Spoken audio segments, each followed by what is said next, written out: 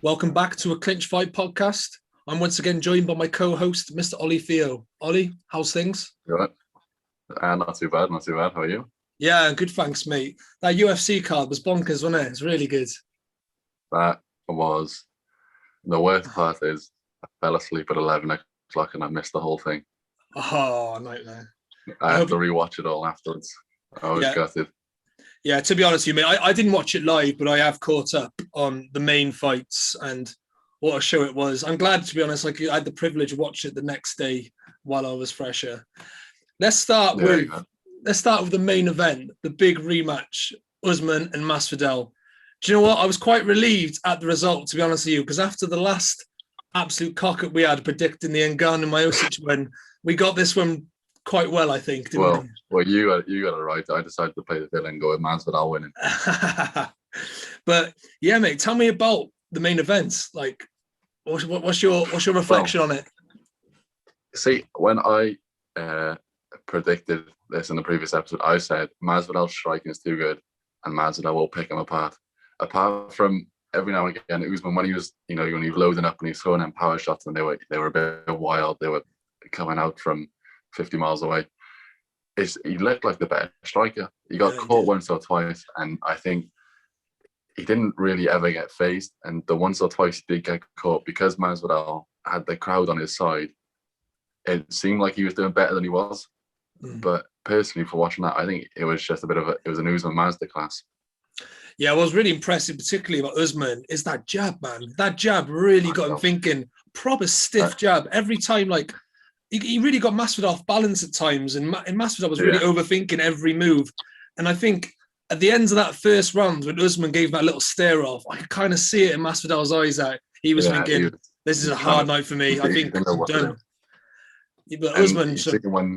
When he fought Gilbert Burns as well, when he put Gilbert Burns down with the jab, and it wasn't just that he was just throwing it from orthodox, he switched to southpaw and he started throwing it with his power hand as his jab. And that's what dropped Usman. Not Usman, that's what dropped Gilbert Burns. So, you can mix it up as well. And, he's the wrestler, as to say, but the way he mixed that up was very nice. I would really go as far as saying that I think Usman is the finished article now. Like, he's shown he can do absolutely everything. And he makes some really strong... wild punches. I mean, the fact that all you can say is there's those wild punches. Yeah. I mean, he is almost there. It's a case of fine-tuning him now, I think, especially in his stand-up. But honestly, he's such a beast. I would go as far as saying he could be the pound-for-pound number one at the moment. He's that good. And he can only get better. He's active as well, isn't he? So it's hard to dispute that at the minute. I think he'll take a bit of the break now, to be fair, though. I think he's been very active this last 12 months, like you said. But we'll see. Really, it's so exciting to see where he goes from here. And, fair play to Masvidal. He's as game as they come. But I think this fight was undisputedly... It's fair to say that Usman is just the better fighter. Even Masvidal admitted it in his post-fight interview. Yeah. Like, he's got my number and that's it. He's better than me. Masvidal, 50 professional fights, maybe more than 50 professional fights, never been knocked out in his life. Exactly. And that was out of a knockout as well. Like, he'd almost take his head off. That was going to the top stand, And even in the first round, he catches him with a right hand. And Masvidal he looked like he was a little bit wobbly for a second. And when I was watching that and I saw that his leg got just a little bit of a wobble, I was like, oh, he's got him here in the stand-up. Yeah. But the maddest thing as well, though, as good as that shot was from Usman that knocked Masvidal down, it wasn't actually that shot that put Masvidal out, because you could see Masvidal trying to get up. But then there's also those hammer fists, wasn't it, that really took him out, done the damage. He was probably pretty much almost completely gone, and then the hammer fist just put the full stop on it, didn't it? I thought Herb Dean... Go on. I thought Herb Dean could have stepped in a little bit earlier, though, because you could tell Masvidal was out for the count and Usman was really hammering him. I think as soon as he dropped, that could have been it, because he wasn't in any state to really know where he was to defend himself regardless. Yeah. So those punches, those hammer fists, they were coming no matter what, and they weren't being defended no matter what. So then obviously you're in the moment, it's in the situation, it's a title fight, you try and give him the benefit of the doubt. Let's give Masvidal some props here, though. Like, what a journey it's been for him the last, let's say, 3 years. Like, he was kind of heading down the road as this kind of UFC, not journeyman, but he was like a veteran, wasn't he, for a long time? Yeah, he's always going to be ones that just hanging around in the rankings but never really made it.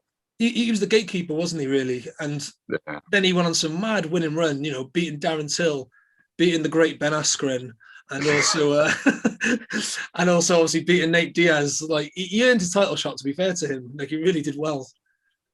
yeah. And see, the thing that I noticed as well from when that fight started is Masvidal came out and, especially just before he got knocked out, he's smiling, he was like inviting him on. Usman looked like a man on a mission. He was in there and he was there to get the job done. And you can kind of see that from the first bell. Mate, from before the fight even started, the way Usman walked up to him, like, I'm going to fuck you up, basically. I'm levels above you. I'm going to smash you. And it was scary. I mean, Masvidal even looked at him a bit like, oh, shit.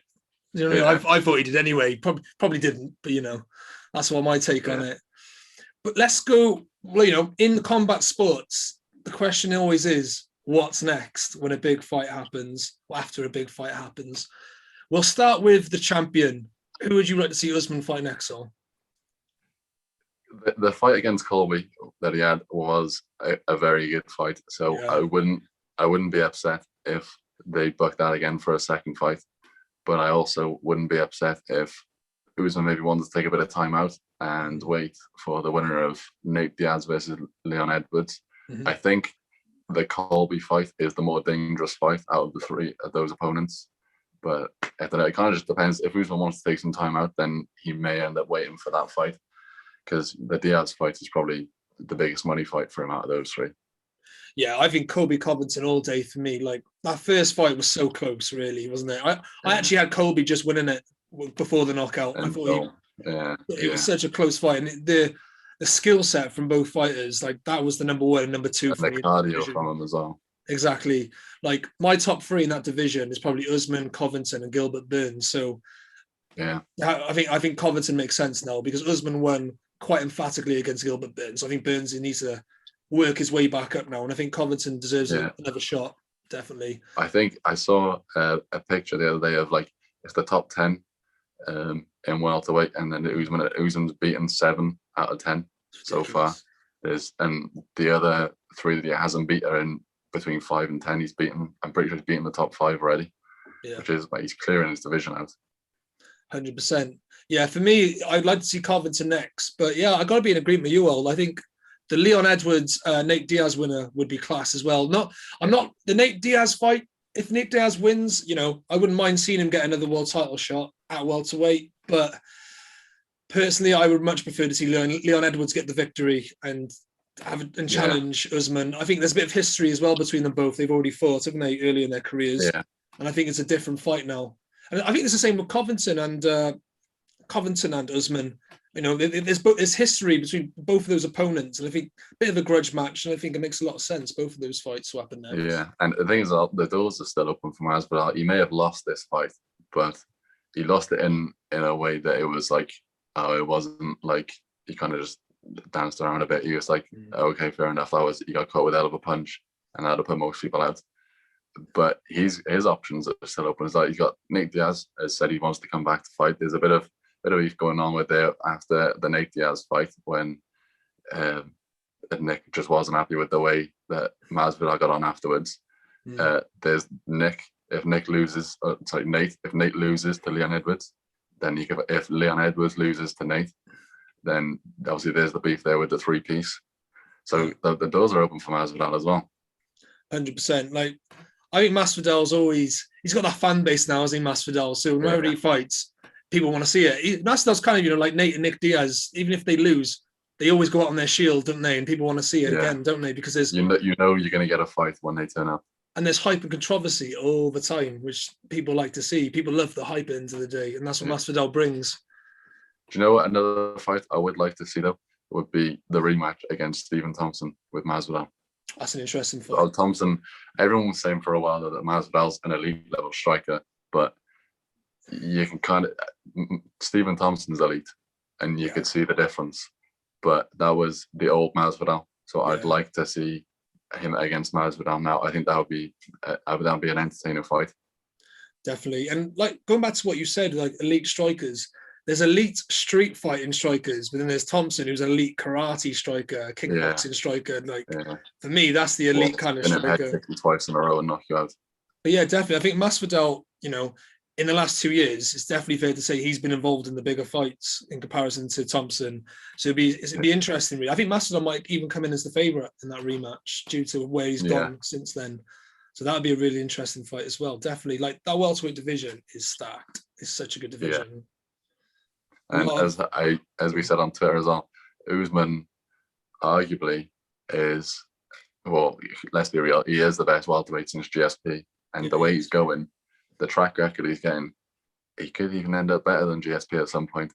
He could end up the welterweight GOAT. Yeah, definitely. He's on a wrecking spree. And they've got 3 African champions in the UFC now. We got Ngannou, Usman, and what's his name again? Adesanya, that's it. And there could be a big potential African card coming up soon. I don't know if they'd have all 3 of them on the same card. Maybe they will. No. I'm not sure, but I think that it's too much star power for them to stick into one show when they could spread it out over 3. Yeah, definitely. Yeah, true. And obviously make more money. 2 of them from Nigeria and 1's from Cameroon as well. So why put all 3 of them on the same card kind of thing? Yeah. Okay, cool. I think that kind of covers the main event. We're going to move on to other fights on the card. So we'll start with Zhang Weili. This is Rose Namajunas. Excuse my pronunciation. Well, Rose made short work of the champion, didn't she? Like, I thought that Zhang Weili was going to win that fight, to be honest with you, after the last performance she had. I had Weili picking a win in that fight as well. And it's the way that Weili fights. She comes out and she's a mauler. She comes out, she's like just a fucking terrier. She comes at you, she shows a lot of power. She shows a lot of volume. And she's hitting you everywhere. She's hitting your legs, she's hitting you up top, she's hitting the body. And she, as we saw in the Jacek fight, she can take a punch as well. And she just keeps coming forward.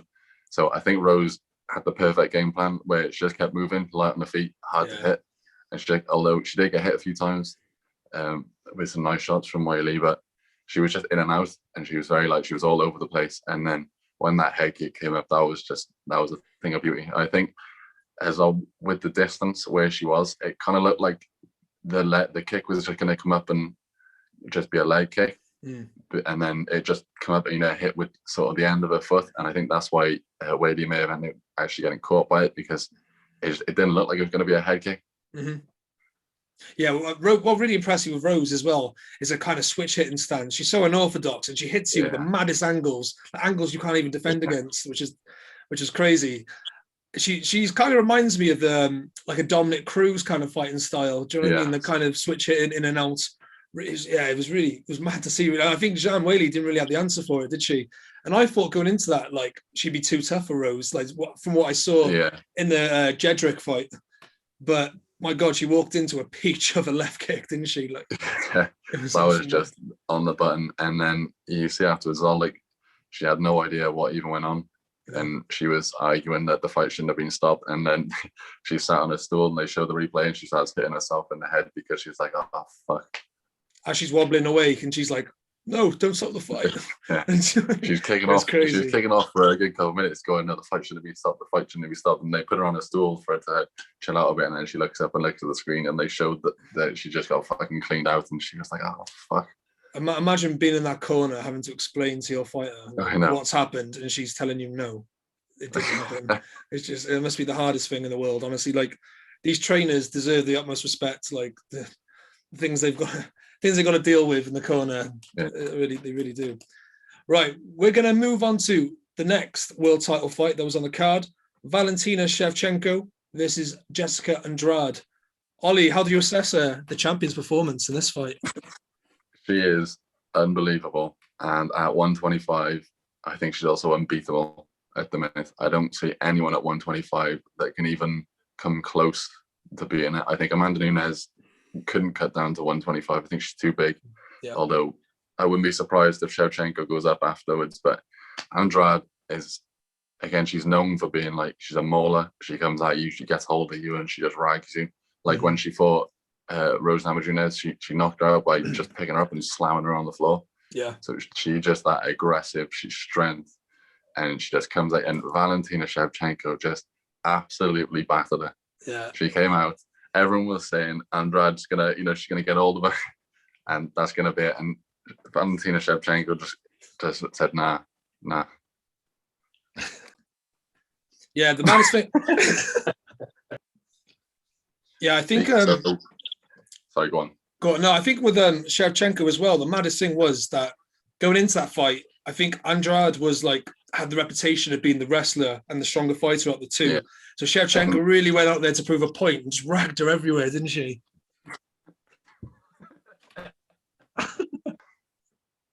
See, I think coming into this fight, Andrade's only way of winning. Okay, we'll move on to the third main world title fight of the evening between Valentina Shevchenko and Jessica Andrade. Well, how do you assess Shevchenko's performance, Al? It was a champion's performance. Andrade, everyone went out thinking, the only way Andrade wins this fight. We're going to move on now to the third world title fight of the evening between Valentina Shevchenko and Jessica Andrade. Very impressive performance from Shevchenko, don't you think, Al? Yeah, it was a champion's performance. Everyone thought that. So the first world title fight that we actually did see on that card was Shevchenko versus Andrade. Mm-hmm. Personally, for me, that was a champion's performance. She went out. She was clinical. She was dominating everywhere. So the first title fight we did see on the card.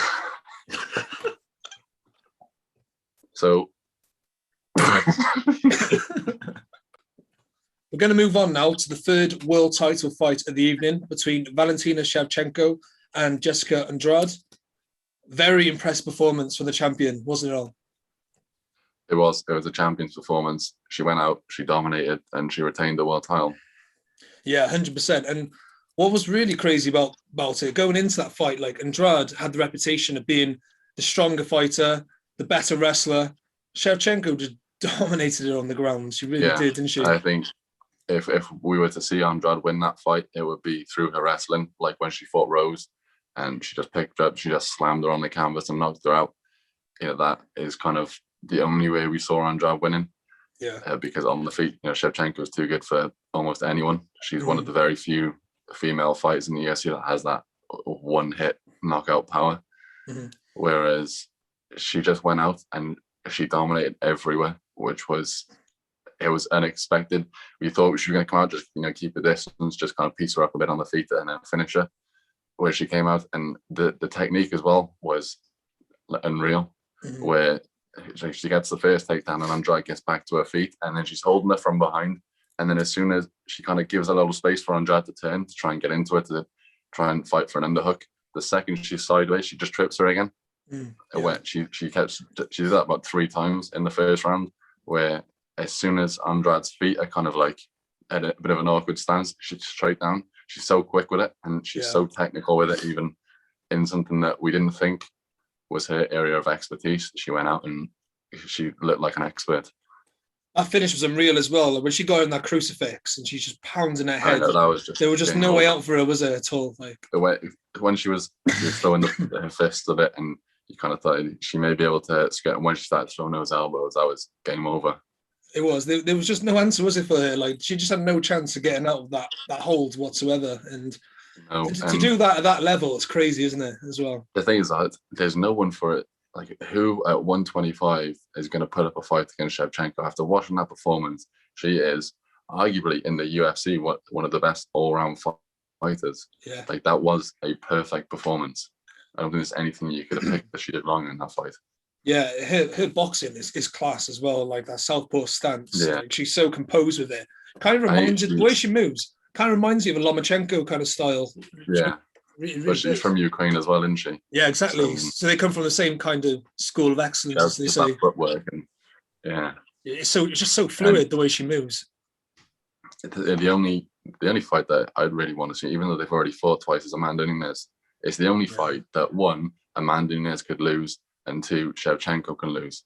Yeah. So it's the only fight that realistically makes sense, and I wouldn't be surprised if Shevchenko does go back up to 135 to fight for the title again, because I mean, she knows if she stays at 125, It's the same with Amanda Nunes at 135 when she fights other people.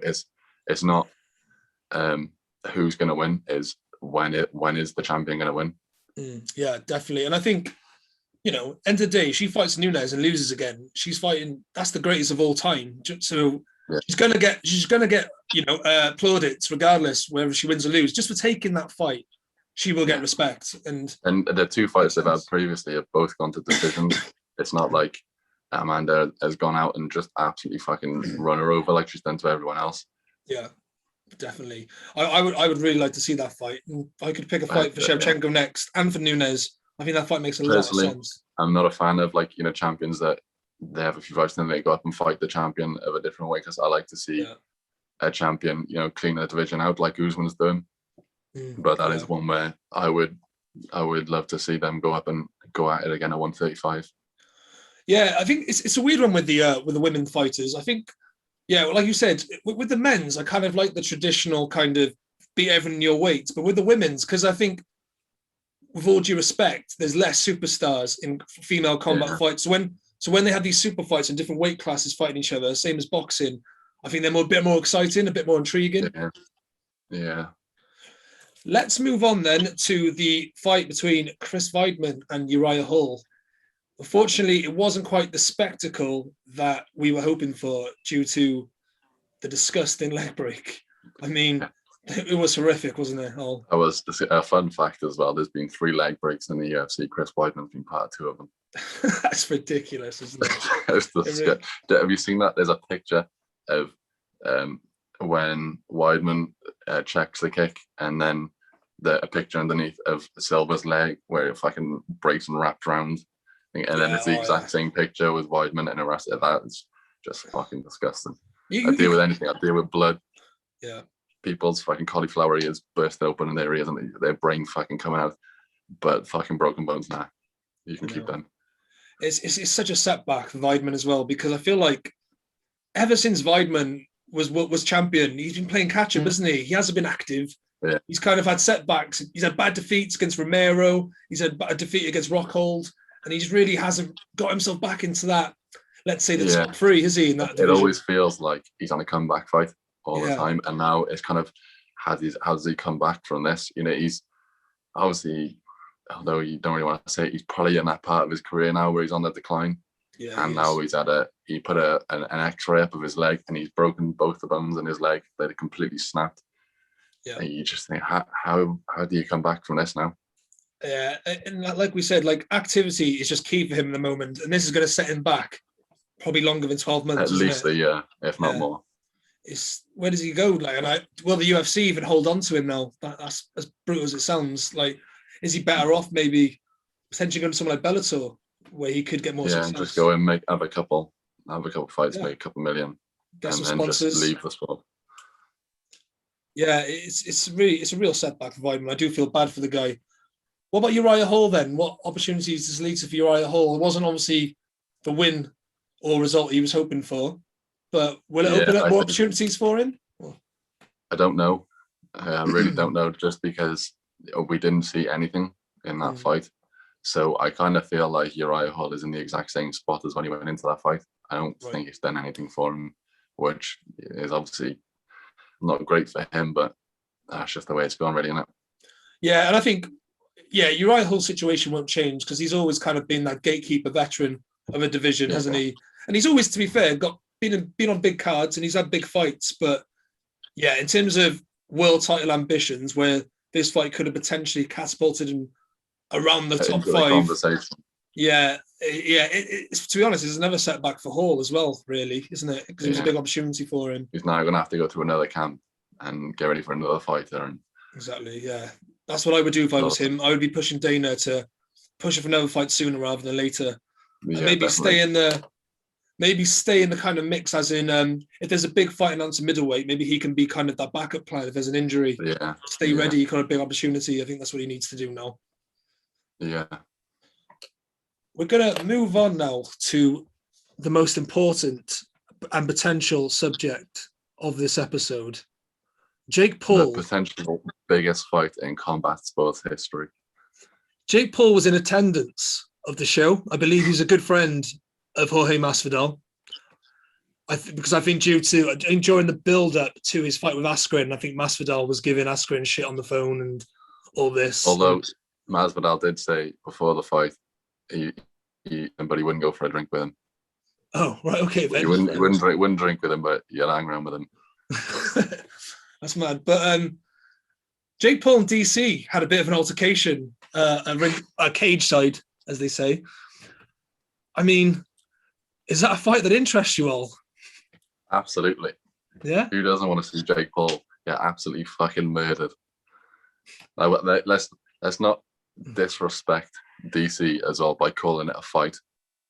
This is DC going in, taking the very minimum of damage and causing the absolute maximum damage physically allowed in a combat ring to Jake Paul.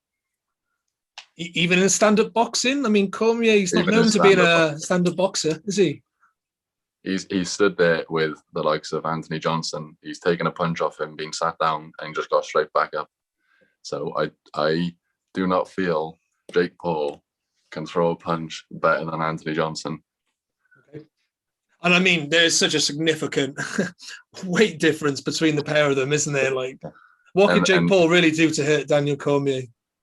And Jake Paul calling Daniel Cormier a fat boy on Twitter, but then when he comes up to him and DC is like, you need to just fucking shut up. And Jake Paul's going, you put my name in your mouth. You put my name. You can see straight away from the video, Jake Paul's gone, I gotta say something, but I'm kind of fucking shitting myself because this is a real fucking fighter. Yeah, I don't think he wanted that smoke at all, did he? Really, with Daniel Cormier? He even put his finger in his face and did nothing, did he? So he's there doing this. But you put my name in your mouth. And I was like, you fucking shit your pants. I mean, I'd shit my pants as well. I don't blame him. But can you imagine if Jake Paul had done that to Daniel Cormier, he put his finger in his face? He'd have no arm left, did he? He'd have been fucking suplexed. Oh, it wouldn't have gone down well for him at all. But hang on, to be fair to Jake Paul, right? He is playing the pantomime villain. He is getting so much interest in boxing, combat sports. I would actually go as far as saying that he is the biggest name in combat sports at the moment. I really would. His following, he's got over 20 million followers, subscribers on YouTube. It is undeniable that he has a massive following and he is bringing a massive following to boxing. So in that sense, you cannot say it's bad because he's bringing so much new people to it. Yeah, that it's only good for people that could eventually start buying pay-per-views in the future of different fighters. So that is going to benefit boxing. Although it doesn't fucking seem like it at the minute. Well, I guess what I mean, like for fans like us who we are purists when it comes to combat sports, like we appreciate the proper athletes, the proper dedicated fighters that have trained all their lives. Yeah, they've spent their lives. It's hard for us to accept these YouTubers coming into the sport and making 10 mil a fight or whatever they make. Doing it for 3 years. And exactly. He's doing what, as much as it is a sport, when it comes to that level, it is also a business. Yeah. And 100%. You want to put bums on seats and you want to sell pay-per-views. And that is exactly, I mean, if Jake Paul fights, I'm probably not going to buy it. I'm probably going to stream it. But there's still going to be people out there that are going to buy it, and he's still going to make millions of dollars off it. Exactly. And it's like with Floyd Mayweather. You either tune in because you absolutely fucking love him and you want to watch him win, or you tune in because you're fucking dying to see him lose. Yeah. And speaking of Floyd Mayweather, he's probably going to fight Jake Paul's brother Logan, isn't he, next as well? Because that's where the money is. Well. And that's where the crowd, that's what people are going to pay and watch, aren't they? Because exactly. That's what Floyd Mayweather understands. And I think Mayweather has a lot of haters, and so does Logan Paul. So I think people want to see either one of them take a lot of damage as well, don't they? Yeah. But I think mainly that's the one though, where you can see where Logan Paul knows he's the B-side. Because I'm pretty sure I saw a thing, and Logan Paul was getting like minimum compared to what Floyd Mayweather was going to make from that fight. But even Logan Paul said, I don't care. The exposure I get from this is unreal.